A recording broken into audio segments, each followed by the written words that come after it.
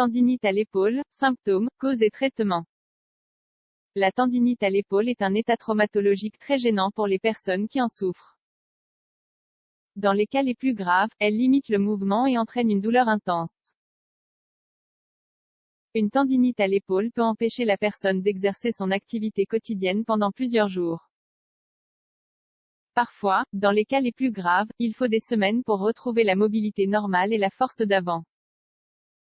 La tendinite correspond à l'inflammation d'un tendon du corps qui prend du volume en raison de cette inflammation.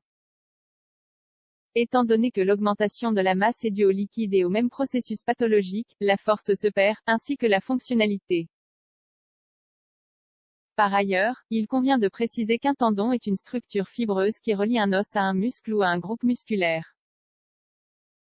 Autrement dit, les tendons unissent le muscle avec le tissu osseux afin de développer les différents mouvements. Comme les autres tendinites, la tendinite à l'épaule est une réaction due à une surcharge de l'anatomie en raison d'un usage intensif ou répété. Le problème avec cette articulation en particulier est que les douleurs sont généralement répétitives, et la personne qui en souffre doit prendre des précautions en permanence. Plus de la moitié des êtres humains souffriront d'une tendinite à un moment donné de leur vie. Cela indique l'importance de cette lésion.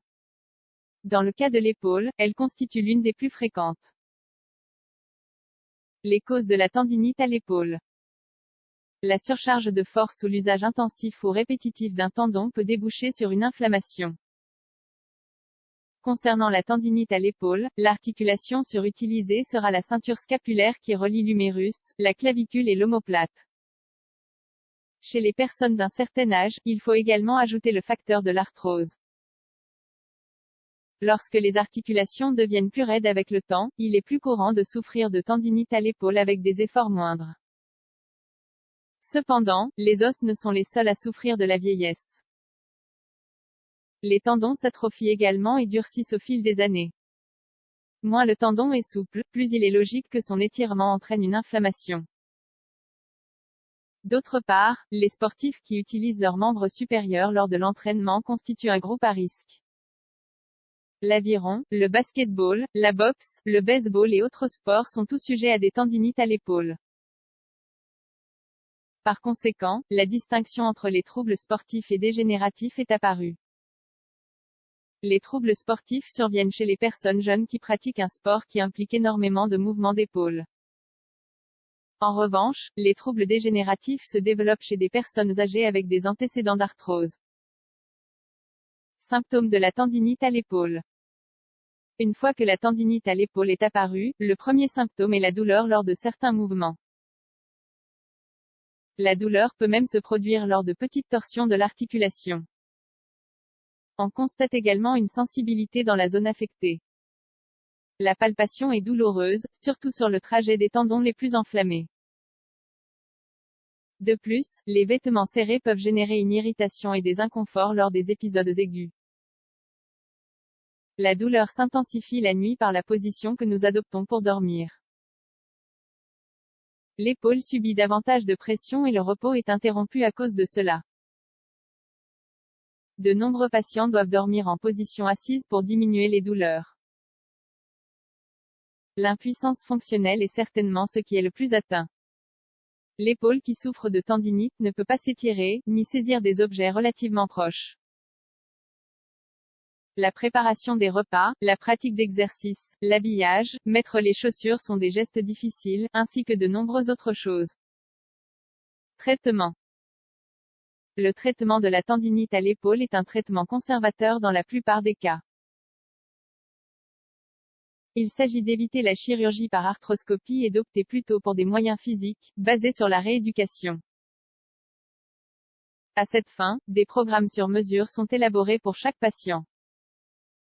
L'approche n'est effectivement pas la même pour une personne âgée avec de l'arthrose que pour un jeune athlète blessé lors d'un entraînement. Les possibilités pour l'avenir sont différentes également. L'usage d'anti-inflammatoires reste à la discrétion du médecin traitant et du patient. Ils servent à réduire l'inflammation dans la zone, mais s'ils ne s'accompagnent pas de physiothérapie, de repos de l'épaule et d'application locale de froid, l'effet véritable est difficile à obtenir. Ils sont indiqués au début du trouble afin d'améliorer les sensations. Parmi les anti-inflammatoires, il existe deux options, stéroïdiens et non stéroïdiens. Les premiers sont les corticoïdes qui doivent s'utiliser pendant une durée limitée en nombre de jours et de doses, afin de prévenir les effets indésirables. Les seconds permettent une plus grande flexibilité, bien qu'ils présentent également des réactions adverses liées à l'appareil digestif. La tendinite à l'épaule est différente selon notre âge. Il est évident que la tendinite à l'épaule n'est pas vécue par tout le monde de la même manière. Dans certains cas, elle passe inaperçue et n'affecte pas la vie quotidienne de la personne. Au bout de 2 semaines, le problème est résolu et personne ne s'en est aperçu. C'est différent pour un athlète par exemple qui sent que son activité et ses entraînements sont limités. Ou pour un individu qui travaille dans des bureaux équipés d'ordinateurs, et qui ne peut plus travailler à cause de la douleur due à la position assise. Dans ce cas, il est préférable de consulter un médecin. Le professionnel effectuera quelques examens de diagnostic et, si nécessaire, administrera des séances chez un physiothérapeute.